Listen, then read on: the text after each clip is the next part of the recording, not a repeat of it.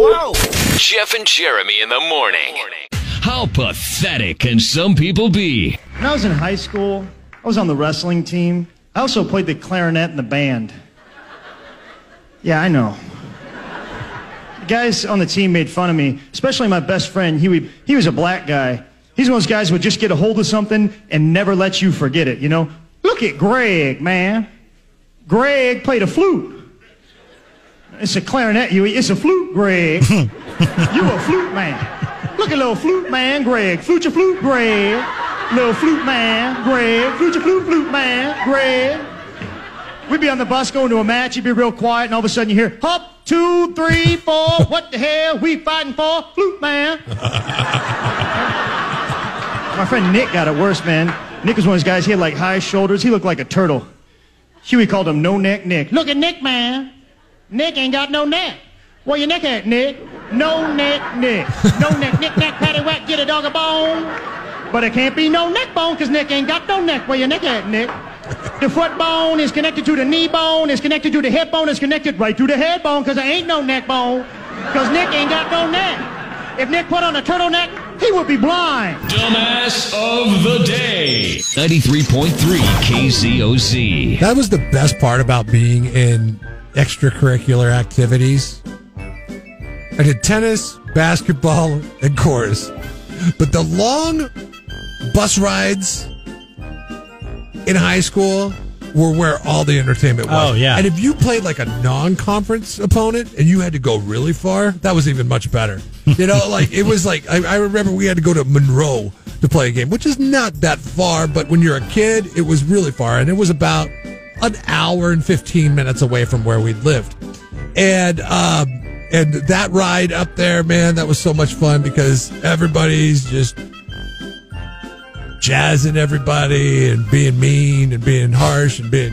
I mean, I bet you as coaches and bus drivers, they hate those. You know, they kind of... Or the kids that were being picked on, they probably hated it too. Yeah, but man, it was... But everybody would just like, with the sports at least, it would be everybody picking on each other. Have you ever been in that situation where Alpha dog type you thing. feel like, you know, all these people are picking on this kid, and then you say one word, and then all of a sudden you get all the fury? Probably because I was the shortest. I'm 5'8", but I was always a little short kid. I was tiny. And I remember Dion, I don't remember his last name, and people were picking on him and saying he was poor and his mom's a whore, all this stuff. And I said one thing to him. I don't even remember what I said. He stood up and first time, 6th grade, got punched right in the face. Yeah, because he wasn't going to let you. He was like, everybody else can pile on me, but I'm not letting this guy pile on me. Exactly. And that's the first time I took a punch to the face. And it's a bittersweet thing because, I mean, it's a little embarrassing, and I just stood there stunned. I couldn't believe he did it. So I learned a lesson that day. But it was also nice to take a punch to the face. Now I know what it feels like. Cameron, you'll be okay if you ever get punched in the face. You ever been punched in the face? Yeah, you'll survive. Yeah, there you go. And I bet you it was, you know, like the biggest loser on the bus punched you in the face. So it wasn't probably... Oh, he wasn't the biggest loser on the bus. Really? He was being made fun of by everybody but you, and then you piled in, and then that's when he punched you in the face. A lot of mean kids. You're right. Understandable. But what I'm saying is... I think I was laughing at what Nick said, and Dion just popped me. Yeah. Anyways. Path of least resistance, right? I'm sure kids are missing the school bus. This guy would cry if he hit a turkey when he was driving a car. So and they're missing... I'll just punch him in the face. Going to school. But the kids in France are going to school. Yeah. Matter of fact, but what they do is they drop the kids off and then they shut the gates and they lock... Nobody can come in or out until certain times of the day. It's on lockdown. So if you're late taking your kids to school... Are you ever late? Have you ever taken your kids to school late? No. Then you're good. There, it's locked. So you get there at 8:15 and the gates close at 8. You have to wait till 10 or 3 for the gates to open back up. So they treat it as if it's a Broadway musical. Or a prison. They don't let people back in. So you have to wait until the intermission if you want to try this. This is what parents are doing. There's these big gates. They're just throwing their kids over the gates. They're like giving them a boost. Like, come on. No, you got to go to school. I got to get to work. I can't deal with this. Over the gates you go. It's gotten to the point where some kids have gotten hurt. Nothing too serious. But parents are just getting their kids to school late and they're throwing them over the gate. Here's what I actually had to put signs up with little cartoon figures of parents throwing their kids over the gate with a Ghostbuster sign through it. Don't do it. This is what I envision, okay? In the governments of the world. that they must have some kind of room that they sit in, or maybe it's a Zoom call, where they all sit around in the Zoom call. Because, if they were all together and it was to get sniffed out, there would be absolute mutiny. But they're all sitting around in a Zoom call, and they're like, well, hey, what did the residents of your country do today? And they're like, oh, my God, you should have seen what this guy did in North Dakota. My God, it was stupid. So that would have been, I guess the North Dakota governor would be on that call. And then the president of France. The president of France is like, oh, we got kids, parents throwing over the kids over the walls of the schools and the institutions. Oh, they all have a nice, hearty leadership laugh about that. And then at the end of the day, they're like, okay, good job, guys, controlling your people. See you later. Why can't they just open the gates and let the kid in? Why can't they have a monitor there? Dude, the level of ridiculousness of a lot of this is people run late sometimes. Yes, you could say, yeah, we'll get your kids to school on time, but sometimes things come up that are beyond your control. You may have left more than on time. You may have been an accident or something. You couldn't get around.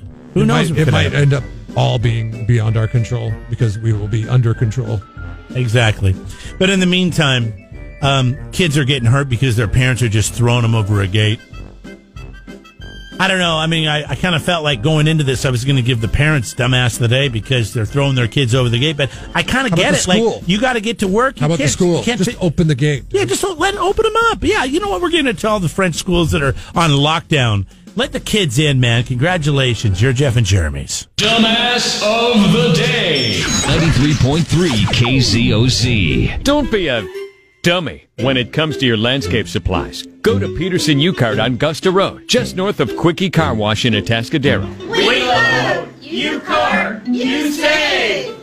Hangovers, and here's that we've had this conversation many times. What's your hangover cure? For me, it's I start drinking again. I know I have a buddy who really does it, but I'll have like a beer. That's usually enough, or a glass of wine in the morning, and that'll help get rid of it. See, this is a good thing you don't drink, Cameron. So, because then you don't have to deal with this. The cure to hangover is alcoholism. Well, if you think about it, yeah, because what happens is your body is craving that alcohol and it's starving, and so that's why you have those headaches and you feel like crap. So you put that drug back in your body feels better again. It's just like any other drug. When you're jonesing. What do they call it when you're a drug addict and, you need to shoot up again? You need your fix. You're having withdrawals. Withdrawals. Yeah, you're just having withdrawals. But with alcohol, apparently if you... God, that gives me a headache. Yeah, you can't do that. And that made me really lightheaded. You can't even do that sober. Maybe I did it a little fast. Oh, bad idea. Give me a second here. Are you no longer hungover? Yeah, I mean, I don't drink during the week anymore. On today's show, Cameron, because Jeremy every morning wakes up with a hangover. Stop. That was you, by the way. You used to roll in here after partying all night back in the day. Sometimes. When we moved here together, I didn't want to go out. Jeff did. I didn't want to. I was worried we'd lose the job, but Jeff, he dealt with stress. I dealt with stress by 6-pack of Coke and microwave popcorn and watching Cops. And yeah, but Jeff dealt with stress by going out to the bars. I love how you focus on literally a 6-month window of my life that was It was more than 6 months. You think it defines maybe 8, 9 months? It was before you met your wife. Okay, so that was about a year? Regardless. Okay. It's a short period of my life. And then and you act as if that is what defines me 15 years later. No. Whereas don't get upset. I refer you don't to have to you. Get upset. I'm not trying to define you. The wine guy, I make a reference to it in passing, and you're like, no, that's you. But it wasn't me. It hasn't been me for 15 years. Yeah, but for the first 15 years it was. For a 12-month stint of my life, you think that's my defining Some moment. days he'd get in here, I'm like, you didn't drive here, did you? It's 5:30 in the morning. Don't worry we about got some angry drunks on the show. Don't worry about it. I wish I was Mind your drunk. own business. I really wish I was drunk right now because you have to be drunk to deal with this guy and his hanging on to the past. No, listen, every year is 1998 in Groundhog Day with Jeremy. Okay, you definitely have some issues. Hey, Jeff and Jeremy in the morning. If you're a hardcore alcoholic, which I believe you are, When I fly, yeah. what do you mix with your vodka? I'm going to do orange juice because it'll be in the morning. Is that hardcore enough for you? Walk to the bathroom with your orange juice and your vodka in your pocket. Then you'll have the privacy of the bathroom. I don't then wanna you do can that. dump your. Why not? In the bathroom. There's on. all kinds of bad stuff floating around in What there. kind of an alcoholic are you if you're not dedicated enough to mix your drinks in If the I have bathroom? to go to the bathroom to mix my drinks, I'm not mixing a drink. Call off the intervention. We don't need it.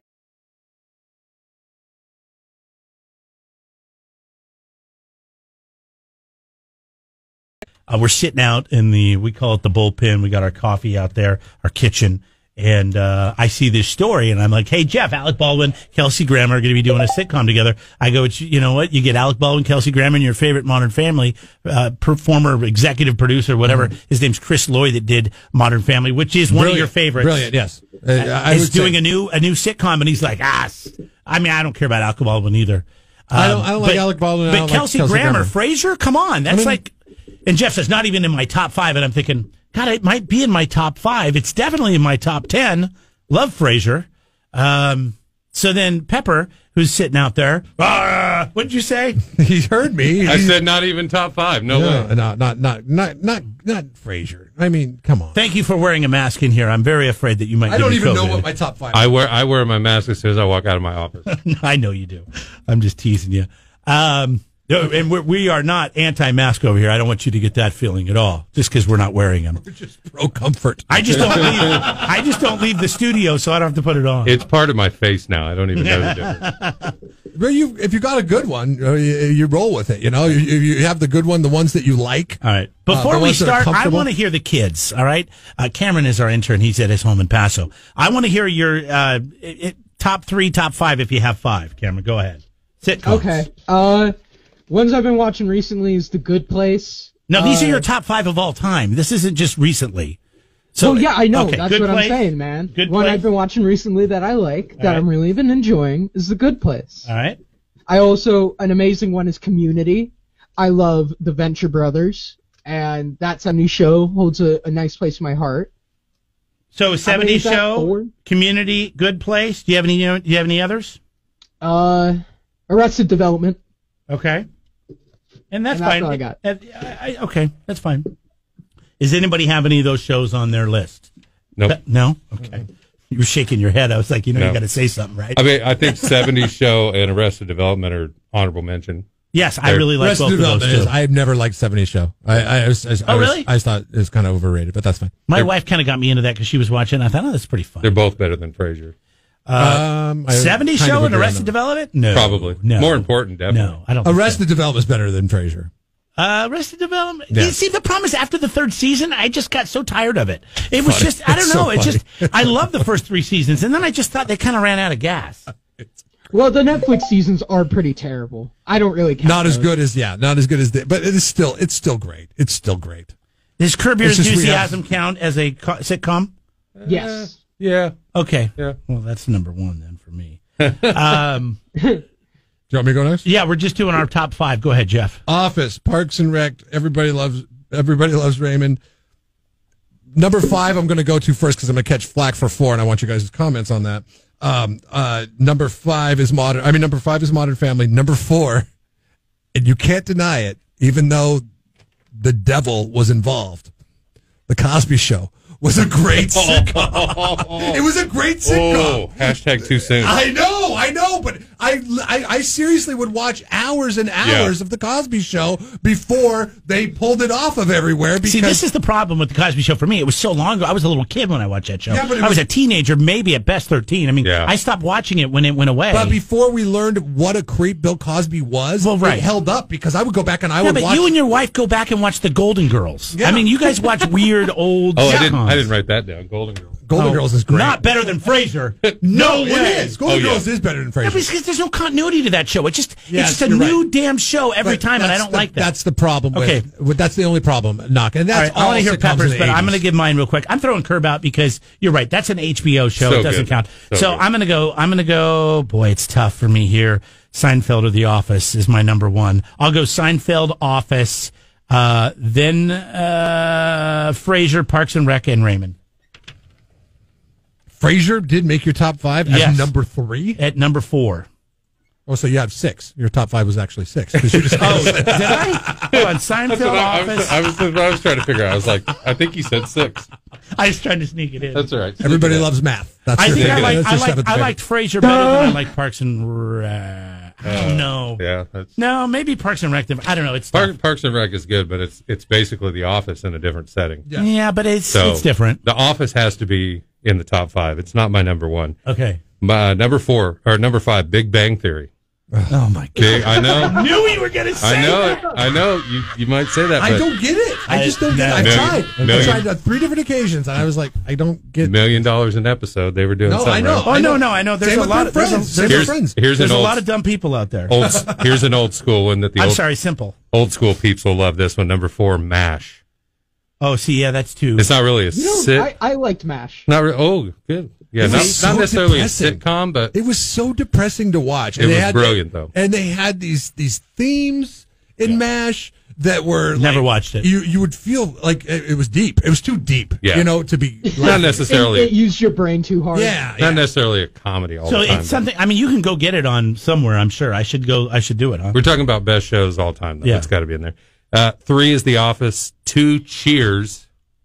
Cheers. Got to have Cheers in there. Yeah, I know. I thought of that. I too. think without Cheers, you don't have hardly any of these that we're talking about. And number 1 is Seinfeld.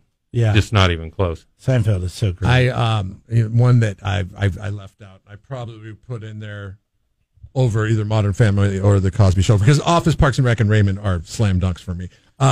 Is Three's Company. Three's Company was such a damn funny show. That was pretty good. That was a pretty good one. I forgot about it. But it's another one we were kids. But every single episode, it was the same thing. A misunderstanding, misconstrued sexuality, and then Mr. Roper, and hiding it from Mr. Roper. Exactly. It was the same formula every time, but it was hilarious. It worked. I like all your shows except for Big Bang Theory. Big Bang Theory, yeah. But, and MASH, I know my grandma always watched, and I've always wanted to go back and watch I always that. watched it in college. I don't know. We had a fascination with it. It was always on at 4 in the afternoon when nobody had anything to do or something. But we watched it forever. But can we then decide that really Kelsey Grammer's not as big a draw as you believe it is because you just heard everybody's top 5 and Frasier? I mean, I guess a little bit. Cheers with the Kelsey Grammer. He was like one of the main characters of Cheers. I know. Which means Him and Norm. his show was a spinoff of something else. So it totally was. It doesn't deserve to be in. But I like Frasier more than I like Cheers. You did? Oh yeah, really, for sure. No. Is that because it was set in Seattle and that's your hometown? I mean, that's totally what it's like. It's like the Jim and Pam with Niles and Daphne. It was like it's that. Northwestern. It was funny. It was witty, but at the same time, there was this. You wanted these two to get together. Here's something you don't hear very often: Northwestern bias. Yes, that's true. What the hell is that? It's Northwestern bias. I think it's all the Washington State stuff and Frasier. Oh, I guess it was in Seattle. Jeremy's of course it was. And it was about a radio show. So you could really say that I had a lot of two bias. favorite, the best movies of all time in Jeremy's minds are Singles and 50-50. All right. Thanks for coming in, Pepper. Cheers, You guys. can let us know, 805-543-3693 on the 805 lines. Properly chill with an 805. Go to 805beer.com.